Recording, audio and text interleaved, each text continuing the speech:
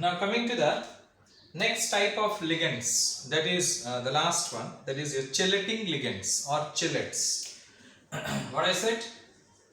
Chelating ligands or chelates. We can say that. Now what is chelating ligands? Listen here. When a polydentate ligands, alright, polydentate, I said you already, if the denticity is more than 2, it is called as poly. Alright, say when a polydentate ligands attaches itself to a central ion through 2 or more donor atoms.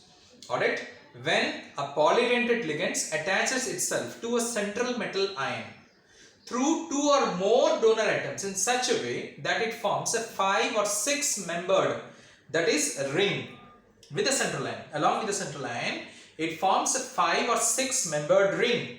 The ligand is called chelating ligand, and the ring thus formed is called as a chelate. We can say that. Again I repeat, when a polydentate ligand attaches itself to a central ion, central metal ion, through what you can say 1, 2 or more donor atoms, got it? Through 2 or more donor atoms in such a way that it forms a 5 or 6 membered ring with a central ion. Along with the central ion, it forms a 5 or 6 membered ring. We can say that. The ligand thus formed is nothing but ligand which is helping in forming a ring is called as a chelating ligand, and the ring thus formed is called as a chelate. We can say that. So which all what you can say ligands can act as a chelating ligand? You may note it down. That is ethylene diamine, which has got 2 donor atoms at least, we can say that. Oxalato, just now we have seen it, it has got at least 2 donor atoms. Then we can say diethylene triamine, that is coming under tridentate ligands, we can say that. Diethylene, that is triamine. We can also have EDTA, that is ethylene diamine tetraacetate, which comes under hexadentate ligands, we can say that. And so many we can have it.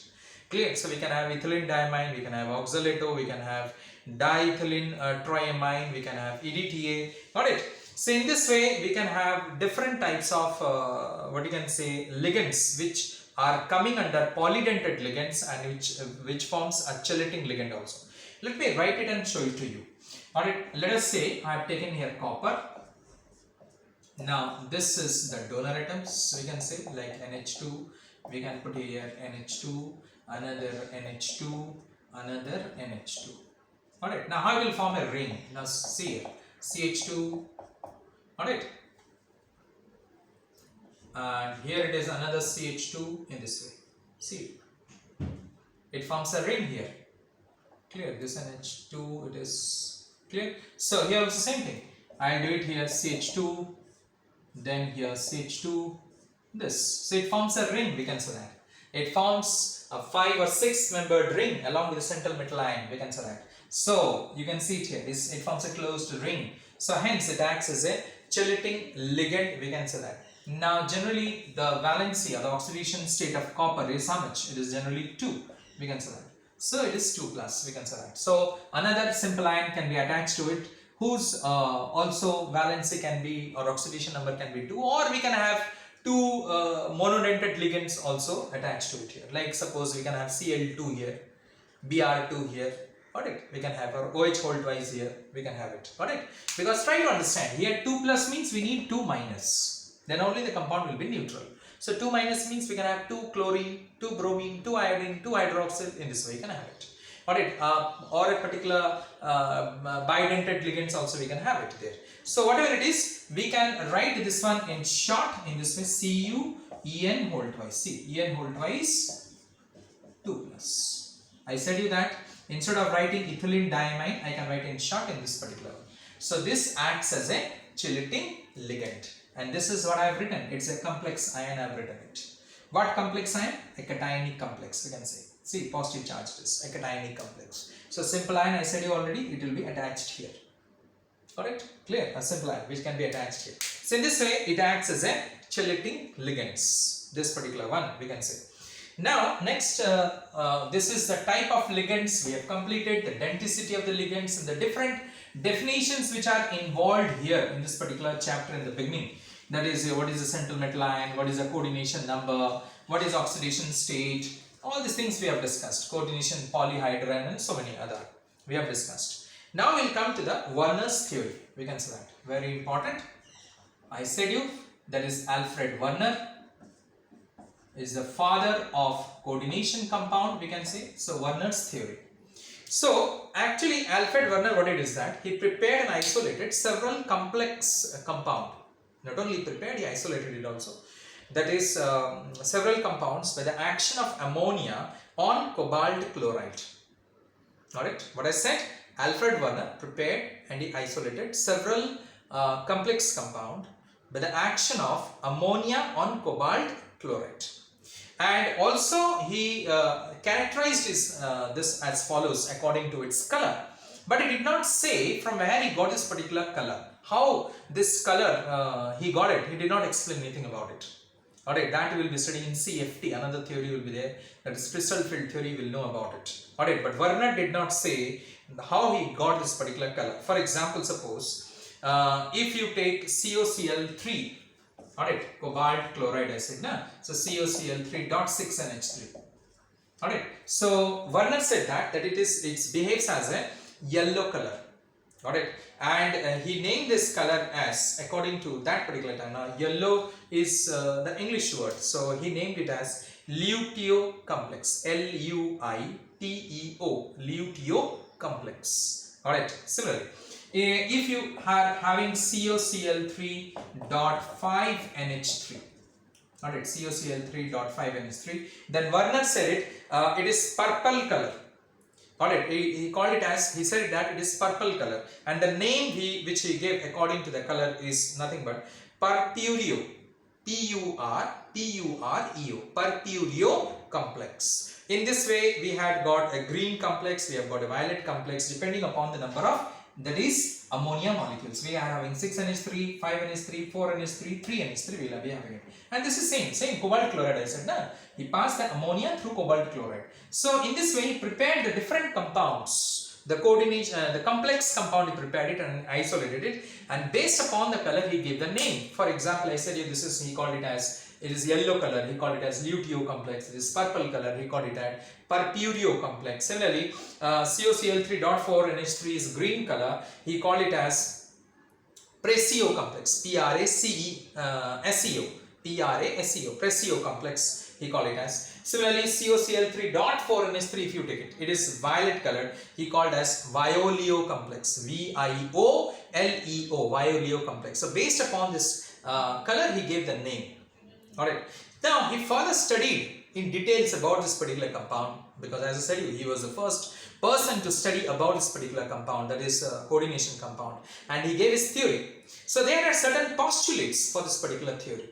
Alright, certain postulates. So what are those postulates? The main postulates of the Werner's theory is that the central metal atom or ion, this is your central metal atom or ion.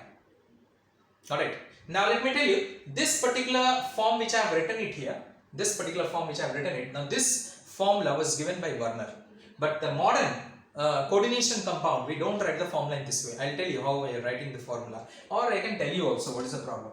That is, we write the formula in this way, CONH3 whole 6, and here it is Cl3.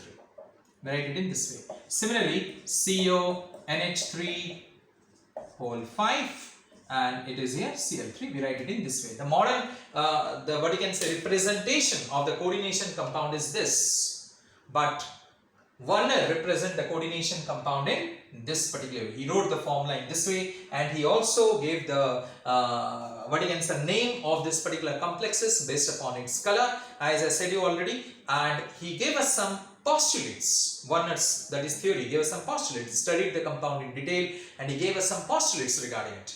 So what is the postulate that I am telling you? So we are having a central metal ion. You can see this in the central metal ion. We are having it clear. So which is present in a complex exhibiting two types of valencies. So one is the primary valency and secondary valency. This was the first point said by Werner. That central metal ion, got it? It's present in the complex, and it is attached to, and it exhibits, that is, two types of valency. One is the primary valencies, another is the secondary valencies. We can say that. Clear? Now, let me come to the primary valency first. What is primary valency? This type of valency or linkage is ionizable. Is ionizable. So which one is ionizable? This is ionizable. Correct? This is because out of these two, this is central metal ion, this is central metal ion. Out of this, one is a primary valency, another is a secondary valency. So this is your primary valency. This is your primary valency, which is ionizable. Because this is only ionizable, today we know it. This is not ionizable because this is coming under the complex ion, I already have said it. So in this way, this type of valency or linkage is ionizable. So this is your coming under primary valencies. Listen carefully, this is your primary valencies. So hence both the formula I have written it and I am comparing, so that it will be easy for you to compare it, easy for you to learn it. Or it is ionizable and corresponds to the oxidation state of the central metal ion. Definitely we find the when we find the oxidation state of the central metal ion, how do you find it out? So this is ionizable, isn't it? CONH3 Cl, CONH3 whole 6 Cl3. This is ionizable into what? CONH3 whole 6 3 plus 3 Cl minus. This I know it today. This is today, the modern theory I am saying you. Got it? Now this particular formula was given by Werner. According to this formula I have written it. Got it? Clear? Just to explain you which is primary and which is secondary valencies. And to tell you which is ionizable. So this is ionizable. This is your primary valencies. Got it? And this only gives you the oxidation state of the central metal ion. How do you find it? Our oxidation state. We'll take it as X, this one. Isn't it? I told you already. This will take it as X. Ammonia is a neutral ligand 0 is equal to +3. So X is how much? +3, we got it. This is X. I need to find the oxidation state of this. So X. Ammonia is a neutral ligand. It is 0. So is equal to 3. So X equal to 3, I got it. In this way, we can find it out today. The oxidation state. But this thing was not said by Werner. I am saying you very clearly.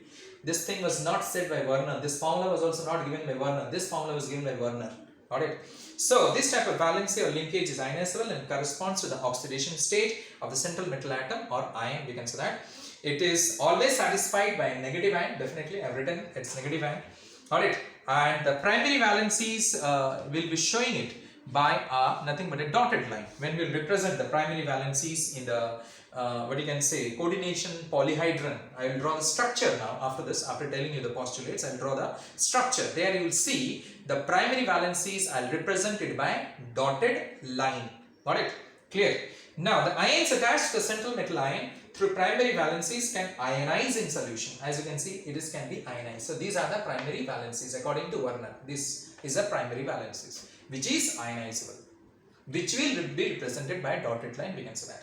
Now coming to the secondary valencies, this type of valencies or linkage is non-ionizable. Definitely this is non-ionizable. It's not ionizable. You know that very clearly because this comes under the complex ion. It is not ionizable. So secondary valencies are not ionizable. We can say that, and corresponds to the coordination number of the central metal atom or ion. Definitely this is the coordination number 6. Here it is 5. Coordination number is here is 6. Here it is 5. So secondary valencies today we call it as ligands. What Werner said as secondary valencies, listen carefully.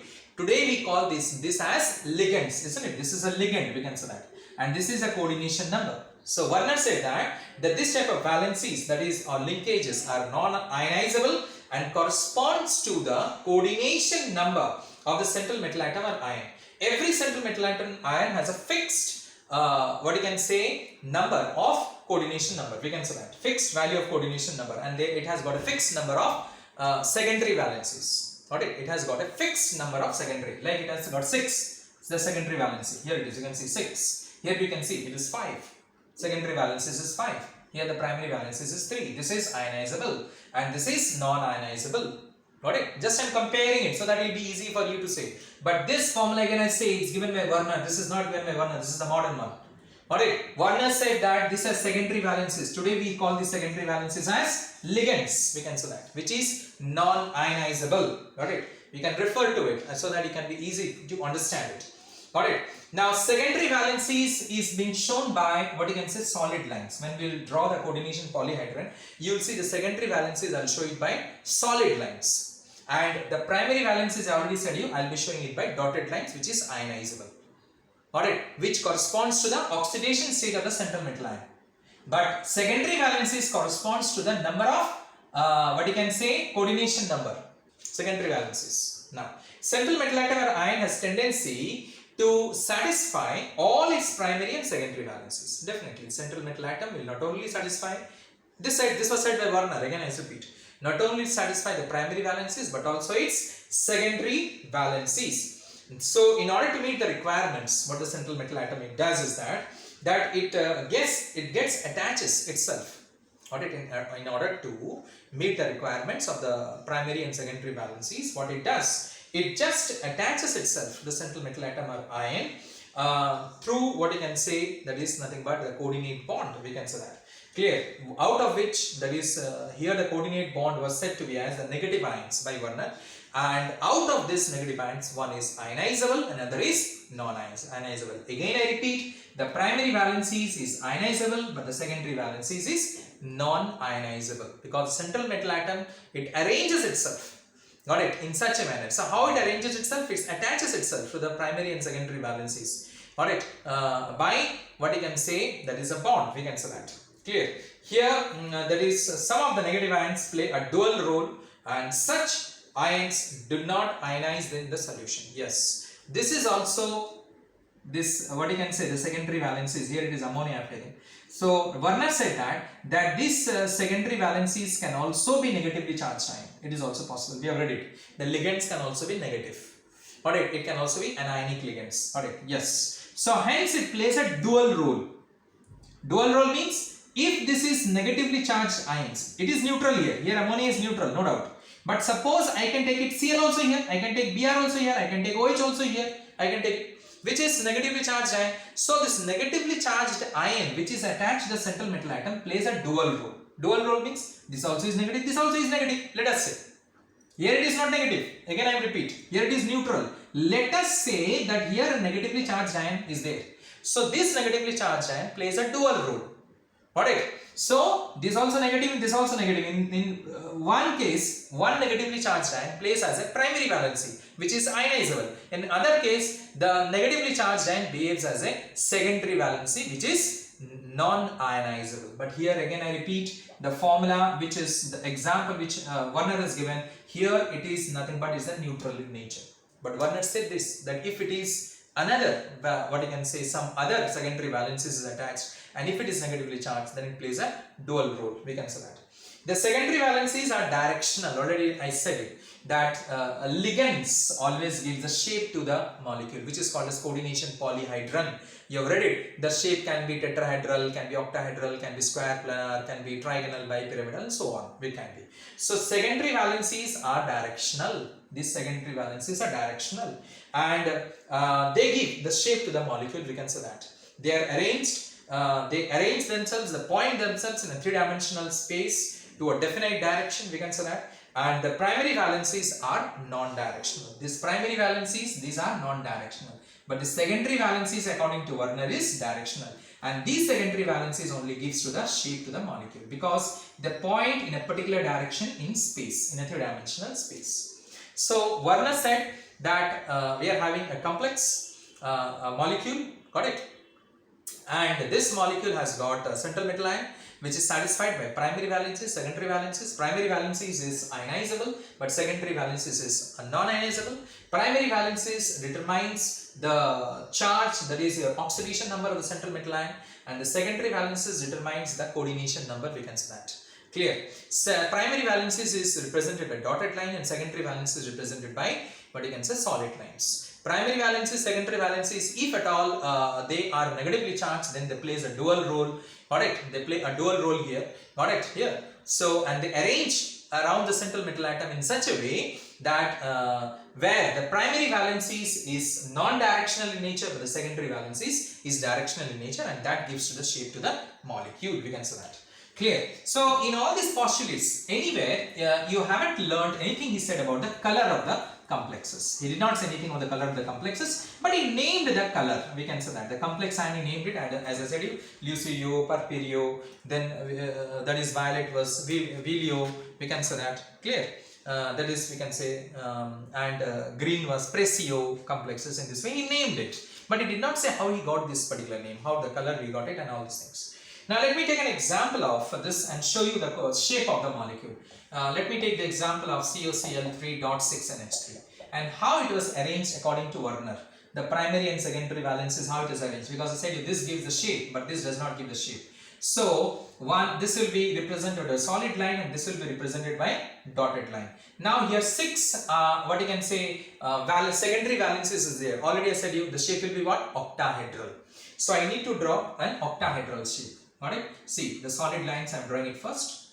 The solid lines 1, 2, 3, 4, then 5 and 6. Here it is NH3, here is NH3, and here it is NH3, and it is NH3, and it is here NH3, and here it is NH3. You can see it. This is non-ionizable. You can see what I said you, the shape I got it already, 6, it is represented by solid lines, and what I said you said, octahedral complex I said it. Alright, now how will I arrange the Cl, the primary valences? The primary valences will be represented by dotted lines. So I can show it one here, I can put it one here. Alright, just in this gap I can put it one here. So Cl1 here, one Cl here, and one Cl here. Alright, so in this way it was arranged by Werner. The primary valences is arranged in this way, and the secondary valences is arranged in this particular manner. You can say that. This is secondary valence. Again, I can tell you this is solid lines, and the primary valences were dotted line, which is ionizable. So this was the shape which was given by Werner. Now coming to the sir, you can ask me, sir, how this will be represented? COCl3.5NH3. Here we know the cobalt has a coordination number of 6, isn't it? Coordination number 6. So how will you represent this? Let us see. Let us again, what you can say, show it to you here. That here it will be 6 of course will be there, 6 solid lines will be there, but 5 ammonia is there, isn't it? So NH3, NH3, NH3, NH3 and NH3. Alright, 5, and what we will do is that we will be got it, we will be showing here that is chlorine, that is 2 ionizable chlorine. So 2 ionizable chlorine I am keeping it here. It's not I am keeping it, it was kept by Werner. Got it? So he kept it here because they will arrange itself. We have read it in VSEPR theory. It will arrange itself in such a manner so that the force of repulsion is minimum. Now this one I have left vacant. So here you cannot have the coordination number 5 because cobalt has got a coordination number 6. So here one ammonia will be replaced by one Cl. Got it? One ammonia will be replaced by Cl, or I should say the primary and the secondary valencies, they merge. Got it? They merge, and as a result the shape of the molecule remains octahedral only. It remains octahedral. You can say that 1, 2, 3, 4, 5, 6, because the coordination number cannot be 5 of cobalt. It is 6. So hence what will I do? Here 5 is there. Got it? Here 5, that is secondary valences is there, but we know the coordination number of cobalt is 6 here. How do we come to know? Here it is. So how to arrange in that particular case? So one, that is the secondary valencies, one will be, but the primary valencies will replace one secondary valency, and hence we will get this particular shape, due to which the coordination number remains 6 only. It remains 6 only. So hence how do we represent this particular one? So here we will be having 2 ionized chloride ion, 2 Cl minus, and this is unionized, which is non-ionized, we can say that. Again I repeat, here 3 are ionized chloride ions, primary valences. Here 2 are ionized, so you will be getting 2 Cl minus. Alright, you will be getting 2 Cl minus. So what should be the formula then? It will be COCl 5NH3. We can say that, dot 5NH3. Now, how many ionizable ion we are getting it? 2 ionizable ions. So 2 Cl minus, it will be what? 2 plus. 2 Cl minus, I have written 2 Cl minus. If you can't see, I'll write it once again. 2 Cl minus. Now it is okay. 2 Cl minus and 2 plus you are having it. So we will be representing it this way. Suppose if it is COCl3.4NH3, what will happen? You can guess it now. COCl3.4NH3 means 1, 2, 3, 4 will be there, and here also another Cl will be coming, which is will become non-ionizable, and the formula will be COCl2.4NH3, alright, plus Cl minus. So here it will be plus charge. Again I repeat, if it is COCl3.4NH3, if it is, listen carefully, So this 4 ammonia will be there, and here one chlorine of course is there. One more chlorine will come here. This chlorine will come here. This chlorine will come here. Alright, it will merge the primary and the secondary. It will merge here. And how will you write then this one? COCl2 dot 4NH3 plus Cl minus. Alright, so here also it will be plus charge. So in this way, Werner put forward his postulates. He put forward the shape of the molecule. The shape of the molecule will be this in this way. So in this way we come to know how many are ionizable and how many are non-ionizable valencies. The primary, secondary and all these valencies we come to know from the Werner's theory, so to say. Alright, so this is your Werner's theory. Alright, fine, thank you.